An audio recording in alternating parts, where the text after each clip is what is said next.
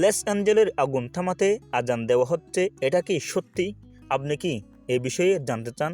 তাহলে ভিডিওটি সম্পূর্ণ দেখতে হবে আপনাকে বোঝার জন্য। টানা 6 দিন ধরে যুক্তরাষ্ট্রের লস অ্যাঞ্জেলের শহরে বিশাল এলাকা পুড়ে গেছে। আমেরিকার ক্যালিফোর্নিয়ায় অঙ্গরাজ্যের লস অ্যাঞ্জেলে দ্রুত ছড়িয়ে পড়ে বনের আগুন নিয়ন্ত্রণের বাইরে চলে গেছে। রবিবার স্থানীয় সময় পর্যন্ত আগুনের মৃত্যুর সংখ্যা প্রায় 24 জন।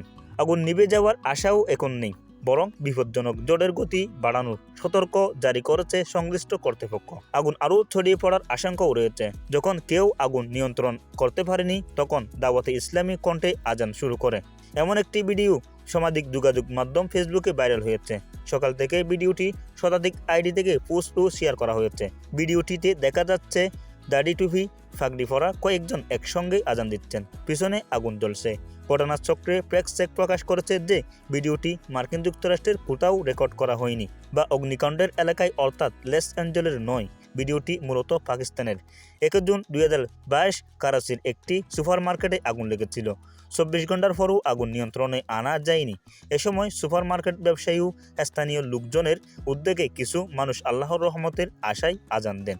মূলত এই ভিডিওটি সোশ্যাল মিডিয়ায় ঘুরপাক খাচ্ছে।